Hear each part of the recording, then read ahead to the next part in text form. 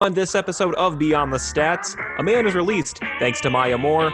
We speak with Alhassan Barrie to discuss his basketball career. The Washington Redskins likely to change their name, but first, Edmonton will host the Stanley Cup Finals. This is Beyond the Stats with Tanner and Zach.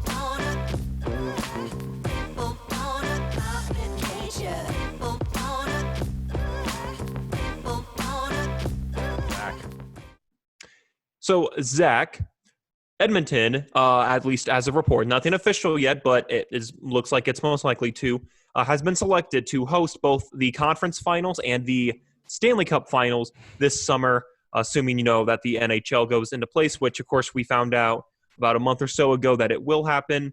Another is that Toronto will also help. Those will be the two hub cities. So, Edmonton and Toronto will host the 24-team playoff, and then once obviously the Stanley Cup final, but also both conference finals in the East and West, Edmonton will host. This is something that we haven't really thought about yet, but something good to bring up. Obviously Edmonton up in Canada, but when you hear that it's Edmonton and Toronto helping out or hosting the playoffs, but also Edmonton with the conference finals and the Stanley Cup finals, is there anything that you're thinking about, any concerns, any positives with this? Kind of what goes through your head when you hear that it's Edmonton who will host the Stanley Cup final? Well, to be honest, it's kind of the right move. Edmonton is one of the lowest in terms of cases in among cities in the world. They've only had 1,000 total cases since the pandemic began, so it makes a lot of sense to have a place like Edmonton host the Stanley Cup finals and both conference finals. And then Toronto, while higher early on, has really been declining a lot. And cases have been lower in Canada. There's a number of factors, less people in Canada, things like that also. But Canada has had less cases than the U.S. to this point. So it makes sense in a lot of ways for the NHL to go to Canada because it allows them to be able to kind of control things a little bit more and less likely to see cases, unlike in the U.S. where we're even seeing a second spike right now. Just makes a lot of sense. And Zach, again, technically not official yet, but it said that once the agreement is pending player approval, that's when it'll be official again. It looks like it's going to be, unless something crazy happens, which could happen, but it's likely not. And their plan is to also have multiple blocks with different hotels. It looks like there's 3 hotels plus the actual practice city. And then, again, training camps, they're scheduled to start in actually a little less than a week on July 10th under Phase 3 of their NHL's return to play plan. So, Zach, with this plan, it's being hosted, again, in Edmonton. Do you think this will favor certain teams, not favor any teams? I mean, when I saw this, the idea is to kind of have a site that's not in favor of one team. I didn't know if there were any thoughts that you specifically had when you heard this. Do you think this is going to play any favorites for any teams? I don't know necessarily, just because the amount of teams there, it kind of throws it could kind of throw home ice out of the way. I mean, yeah, I see, because everyone's staying in hotels, which, yeah, if you're on your, yeah, everyone's staying in hotels, everyone's living the same life for the next couple of weeks, next few weeks as they go through the tournament. I don't see it happening with a home ice advantage necessarily, just because everyone's under the same, same restrictions, same amenities, same places. I mean, maybe not necessarily in the same hotel, but they're all staying in hotels. So things like that. Well, Zach, obviously something to keep an eye on, and unless anything changes, of course, we'll report it, and we're going to keep an eye on this. But again, Edmonton looking like the host for both the conference finals and the Stanley Cup finals, and we look forward as we inch closer and closer to getting players back on the ice. When we come back, a man is released thanks to WNBA superstar Maya Moore. Once again, this is Beyond the Stats with Zach and Tanner.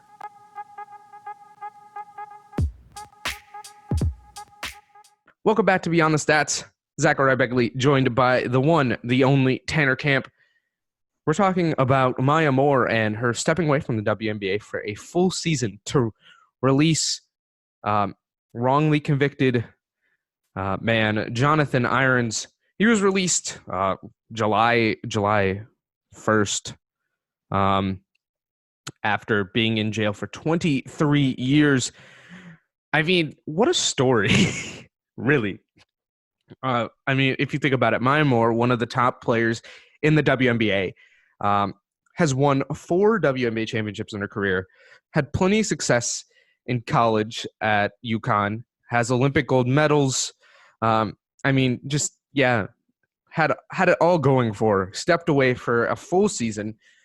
She said it was a temporary step away, so she should be back to the WNBA. But to free a man from prison who it didn't really look like that was going to happen when she started, but after putting her money into it and advocating using her national brand for almost a full year, it happened. This man is free. I mean, Tanner, talk about a story that's going to get a movie. Let's be honest, this is going to get a movie in like 10 years or something. I mean, like, that's insane. No, absolutely, Zach. You're right on the money with that. I mean, and it's the fact that it's Maya Moore, a standout at UConn. I mean, in her 8-year career, obviously not playing this season, as you said, because of this. I mean, she's an all-star in 6 of them, and she was the MVP in 2014. I mean, Maya Moore has been a huge impact in women's basketball over the course of the last decade. So, and this just helps add to that. It's a great story. As you said, she stepped away from the game that she loves to help out. I mean, that takes, first off, lots of courage to help with that. I mean, she put everything into that, her and her family. And there was the video that was released when Irons was released, and it showed that more, she dropped to her knees and then embraced him. So it's really a heartfelt moment, because that time of stepping away from the game that she loves to help this man, and it paid off. And the man, I mean, you could tell he was just overwhelmed with emotion from friends and family, and then of course Maya. And then I think the part that got me, and Zach, I think the part that you'll love is they gave him his mask, but across it said hopes, stating that he was filled with hope after being released. The mask said that. So as you said, super heartfelt, and I'm gonna have to look at this again, because it's just such a great story from a very accomplished basketball player. Yeah, and I mean, think of this. So Irons is 40 years old. He's a 40-year-old man. He went into jail 23 years ago. So he was he was 17. No, not 17. Sorry. That's bad math. But like, no, that is correct math. Yeah. Is it 16? No, it's 17, because Okay. 20 from 40 and then 3 years 17. Wow, me and math. Yeah, so he was 17 years old when he went to jail, and he gets out when he's 40. That's insane. That's insane to me. Like, just to spend that long in prison for something you didn't commit, and then to be freed by one of the top women's basketball players in the world, if not one of the top all time. I mean, just insane to think that she could pull that off.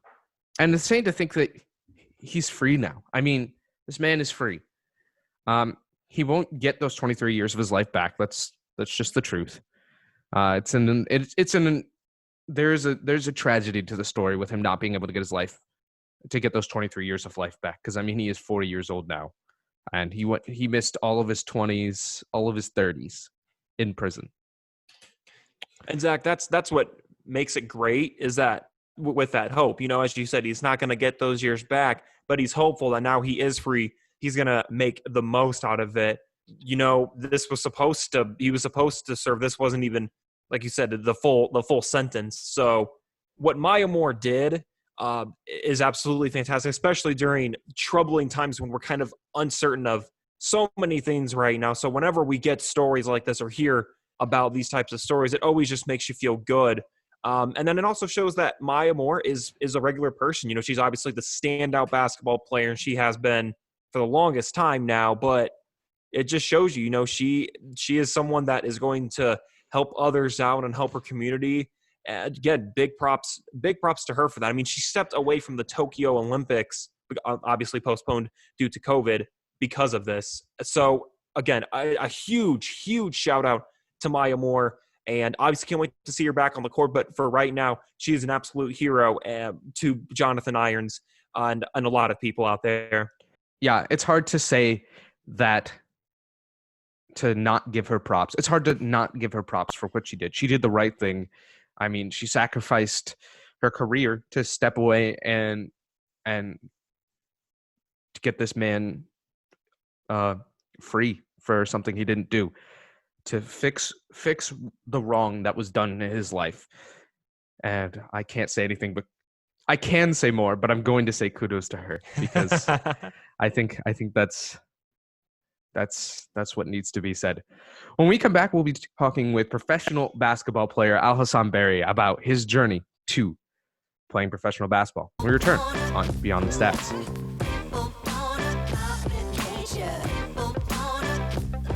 Welcome back to Beyond the Stats. My name is Tanner Camp. I am with the one and only Zachariah Begley, and we are both very happy to have Alhassan Barrie joining us today. For me personally, me and Alhassan, we played at Goshen College for 3 years, graduated in 2015, and has had lots of success from there. So we are both really happy. I'm going to call him AB. That's the nickname that I've known him by. So AB, thank you so much for joining us today. Yes, of course. Thank you for having me. All right, so AB, just to kind of, for people who may not know, kind of give us an idea, who do you play for in what league, or just kind of go ahead and give us a good explanation of that. Okay, so after college, I signed with a team in the German second division. It's called Erfurt. And I played there up until December. Then I decided to use the free agency. And then I transferred just the day before the deadline. I transferred to a team in Spain. The reason for that actually is I got injured early on after our first home game. And I got injured in practice a couple of days later and I had to have knee surgery.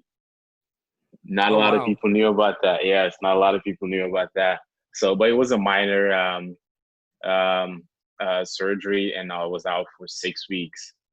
So yeah, I was out for 6 weeks, and then I had to get back in groove, and I just couldn't I didn't feel as comfortable anymore in the team as I was, and I was not as confident, and the vibe was just not there anymore. And yeah, and that's why.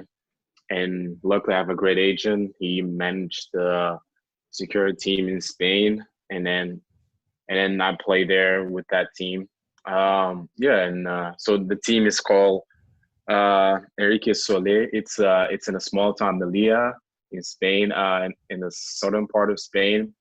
The weather there is really beautiful. It was just shorts and t-shirts weather all day, and we finished the season with them. And I went undefeated with them. Since I was there, we never lost a game, and we're one of the better teams in Spain. And during those last few weeks before COVID-19 struck, we're on a really good path to the playoffs and actually win the whole thing. But then our season got ended before we could realize all that, so which was really bad. So yeah, that's just a basic sum of my season that I had with two different teams.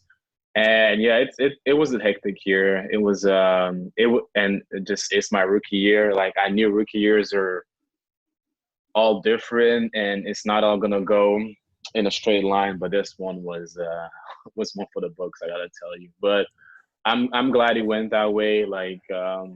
Everything happens for a reason, and I believe that God put me through this path, and that things happened the way they did for a reason. Just set me up for something better in the future, Absolutely.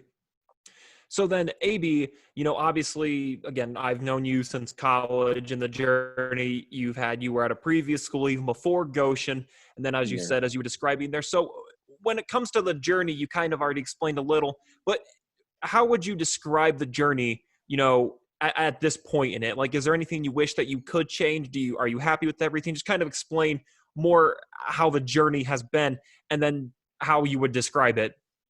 Yeah.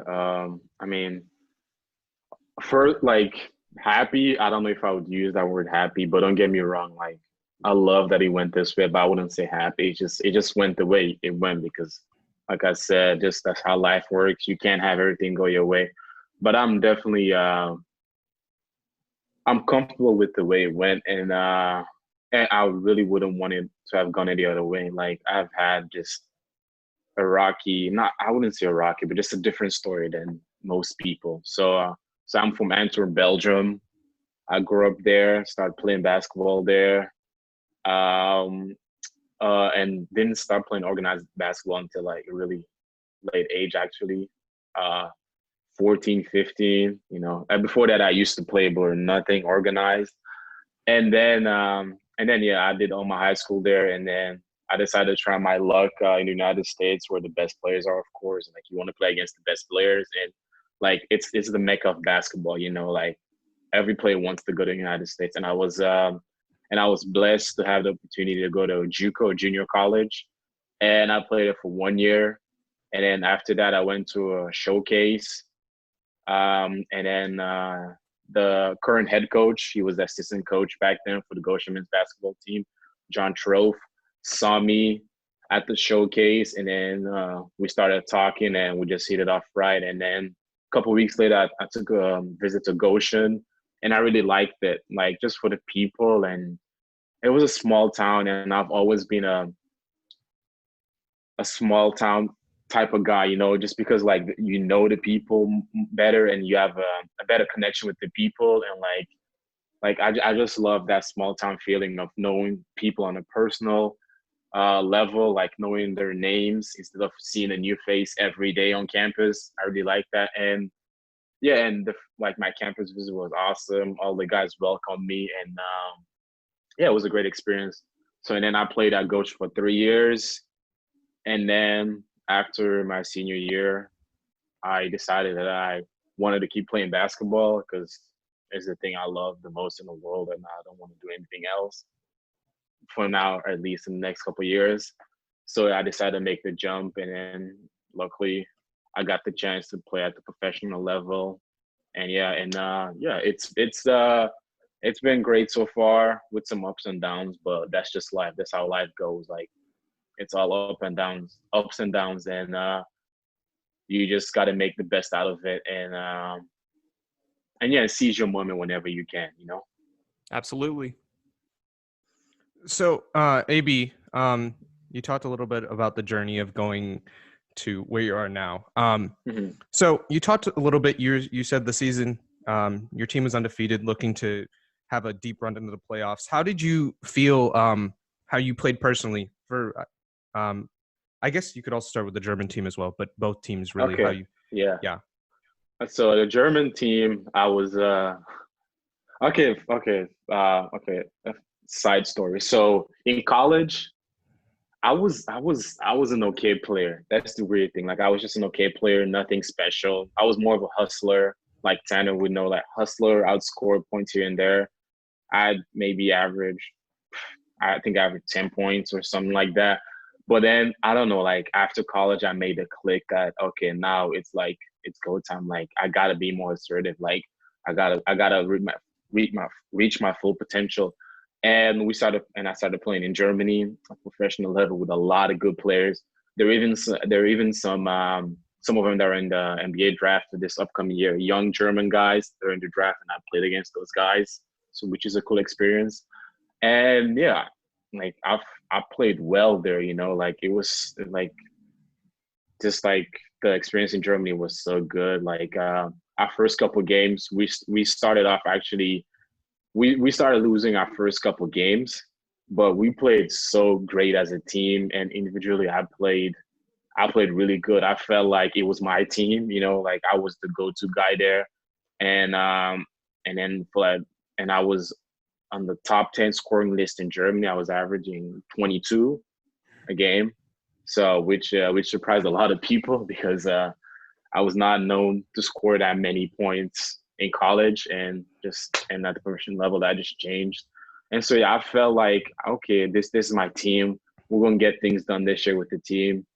But then unfortunately my injury happened, and yeah, and things just kind of went downhill from there. I had a rehab for 6 to 7 weeks. And then after minor surgery like that, it's going to take a while for you to get back in your old habits and be as good as you were before. So that just kind of derailed everything. And that's like, I didn't feel as the team was mine anymore, or like that I was giving my best for the team, or that I even fit with the team anymore.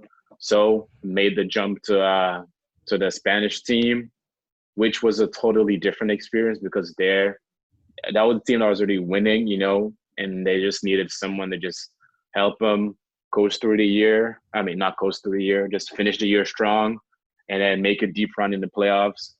And and things were going great. I was playing good with my teammates, great chemistry. We're winning a lot of games. It was just a good experience overall. And then, like I said earlier, we didn't get to finish our season because of COVID-19, which is actually really crazy. Just think about it, like my rookie season, and I'm about to win my first ever championship, and right after college as a rookie. Not a lot of players get to do that. So I was really excited for that. I was really looking forward to that. And everything just fell in the water because of COVID-19.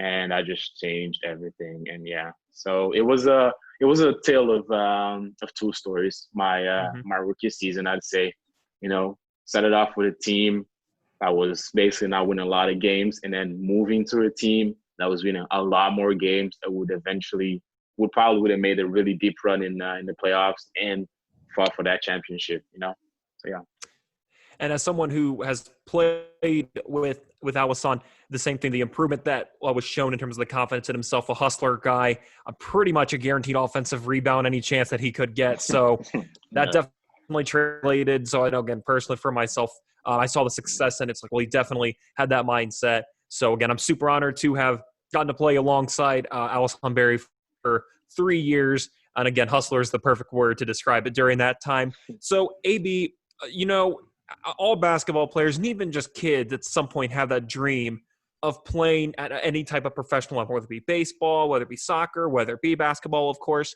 And you're kind of getting a really good taste of it. And as you said, I mean, you guys potentially had the chance to win a championship in your rookie year, which, like you said, not many guys at any level get an opportunity to do that, whether it be high school, even middle school, all the different types of the professional level. So as someone who has gotten a taste of that and gotten some really good success for that, what is it like to play professional basketball and that idea that your job is basically to play the sport that, as someone who has seen you play, that I know that you absolutely love? I mean, Tanner, like, it's the greatest thing in the world. Like, you get to do what you love every day. Like, you get up and you go to your office, which is a gym. Like, that's your office. You go there, you get your work done, you go back home, you relax, eat a little bit, watch some Netflix or do whatever you need to do. And then you go back at night, like to do a second team practice. But also sometimes during the day you have a team lift, or you got to go meet with boosters, or you got to meet up with kids at a school and help them with certain things, and then make appearances for sponsors and meet fans. Like, it's just the whole experience. It's just crazy. Like, things you just dream of, things you used to see on the TV, and you saw the guys like LeBron James, Kevin Durant do, and then like you're doing this. I mean, I'm not saying we're LeBron James and Kevin Durant, but we basically get to experience what they're experiencing. Like, it's just crazy that you get to do that, And basketball is it's amazing to be doing this at this high of a level and actually getting paid for it and paying my bills with it, and hopefully take care of my future family with it, So it feels great. So I got one last question for you. So what are you kind of looking like moving into next year? What is kind of your plans moving forward?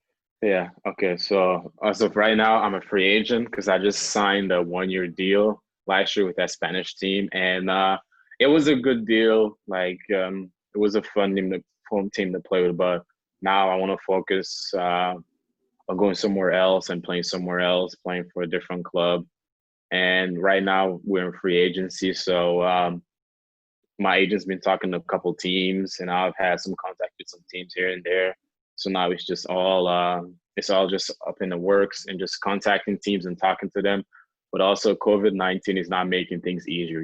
Like a lot of teams have a smaller budget now because of what happened with COVID. Right. And because a lot of teams, like, especially in Europe, they depend on like money from restaurants and stuff like that as their boosters. But in Europe, like, restaurants were actually closed for a really long time, and it just recently opened back up, and the restaurants lost a lot of money. So that's why some of them just don't have enough money to be given to teams like that, like they used to. So I also gotta keep that in mind, that when I choose a team, that it's also financially beneficial for me and my family, that's the right fit for me. Because now, like in college, you basically pick a team because you like the school, the coaches, you like everything around it. But now at the next level, you gotta think as a businessman, because like this is a business. Like, this is your livelihood. You gotta think like this is your money. You can't be playing with your money like that. So you gotta make the right decisions for you financially, but also basketball wise. You gotta make sure that's also great fit, and then just it's a 50-50, like, and then and just go off from that. But it's still a long off season, and I'm, like I said, I'm talking to teams, and I'm really excited because this is also a part of the process of being a professional athlete, like going through that off season, going through the free agency period, and talking to teams, negotiating, and just talking also to other players and say, hey, what do you know about this team? Like, do you know if they're this and that, and just talking to them, talking to agents and managers, which is also really nice because you learn a lot of new things on the way too. So, yeah. Well, AB, I think both me and Zach can agree. We absolutely appreciate you coming on. We wish you nothing but success. So if any coaches or players out there, be sure you give this guy and check him out. He's a hustler. I can vouch for that. But Yeah. AB, seriously, thank you so much for coming onto the show. Stay safe. And once again, we Yes, really of do appreciate course. it. And we wish you nothing but success in the future in all aspects. Yeah, thank you guys. I'm also a fan of you guys' show. I don't All always right. have time to watch every episode, but I check in once in a while and then and listen what you guys are doing. You guys are doing a great job. I would say keep it up, like you guys can go really far with this thing. And especially you, Tanner, like you've been a college athlete, so you know the grind and you know what you need to do. And you too, Zach, you guys just gotta keep at it. You guys are doing a great job, and I appreciate you guys for checking up on me and asking me to be on the show. It was my honor. So, yeah. Always appreciate you, AB. Thank you very much. When we come back, the Washington Redskins will potentially have to change their name. That's coming up on Beyond the Stats.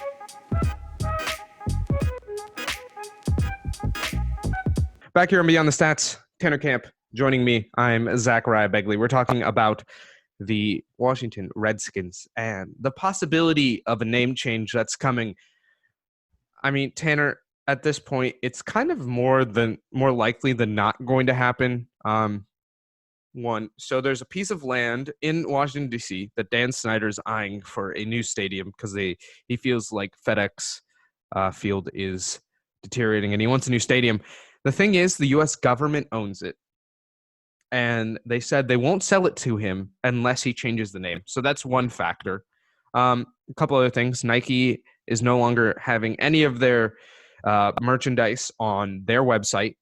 And if I'm correct, 87 investment firms said they would terminate ties in 3 separate letters to Nike, FedEx, and Pepsi, saying if they don't change the name, that they will no longer invest. So it's bound to happen. I don't think there's a way it can't happen. The question is, what will it be? And what will the names be? Zach, this is really interesting. Of course, logos and kind of how they represent have kind of been something that have been talked about over, the last couple of years, and actually feels like around a decade or so. I know that there was a high school in the Fort Wayne area that actually changed their names, and they're now the Legends.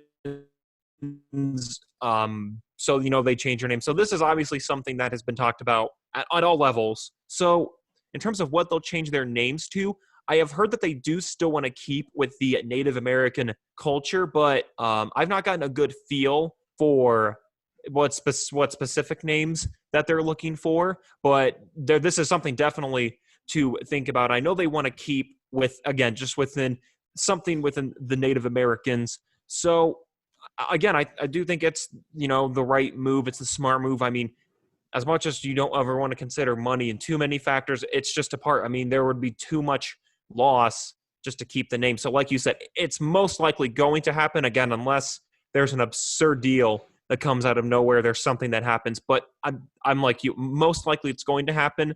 But I'm interested for the name changes or the possibility of what names there could be. Right. So, yeah, just to think about it. So in 2013, Dan Snyder, the owner, said he would never change the name ever. Like, it would never change while he was the owner. But clearly that's changing, and money speaks. I mean, whether or not he wants to change the name, he knows that he's going to have to change the name if he wants to not lose the team. So that makes sense. I want to read the statement they said. So they've officially, as of yesterday, July 3rd, today's July 4th at the day of this recording. I don't know when you're watching it, but so yeah, the statement says, in light of recent events around our country and feedback from our community, the Washington Redskins are announcing the team will undergo a thorough review of the team's name. This review formalizes the initial discussions the team has been having with the league in recent weeks. Dan Snyder, owner of the Washington Redskins, stated, this process allows the team to take into account not only the proud tradition and history of the franchise, but also input from our alumni, organizations, sponsors, the National Football League, and the local community it is proud to represent on and off the field. Ron Rivera, head coach of the Washington Redskins, remarked, this issue's of personal importance to me, and I look forward to working closely with Dan Snyder to make sure we continue the mission of honoring and supporting Native Americans and our military. We believe this review can and will be conducted with the best interest of all in mind. So, so what the question, I think, is what is the name going to get changed to? So some names have been floating around. NFL insider for Bleacher Report, Matt Miller, recommended the Washington Buckeyes. Dwayne Haskins Jr., the presumed starting quarterback in Washington, has said, what about the Red Tails? Like we promised when we post on social media, I'm going to read a couple of ideas that were given to us from you all, the people who watch us. The Washington Senators was a name, Washington Americans, and then, of course, the Athletic Club of the District of Columbia. This is mostly a joke based on the acronym because AC/DC. So, yeah, I mean, I like the Senators, Washington Senators. Like you said, the Washington Generals could be an idea. So it'll be interesting to just kind of see what happens going forward and kind of what this name becomes. But yeah, that's really all we have for you today. Of course, we're on social media, Facebook, Twitter, Instagram, at Beyond the Stats. Follow us. We have content there most days of the week. We try to post questions for people to think about and answer. We're an audio podcast at Beyond the Stats on most podcasting sites. If you can, leave us some feedback. We really appreciate it. We're on YouTube as well. Like, comment, subscribe, and hit the notification bell so you don't miss any of our content. Until next time, I'm Tanner Camp along with Zachariah and Tanner. Hope you all have a great 4th of July weekend. You've been tuning into Beyond the Stats.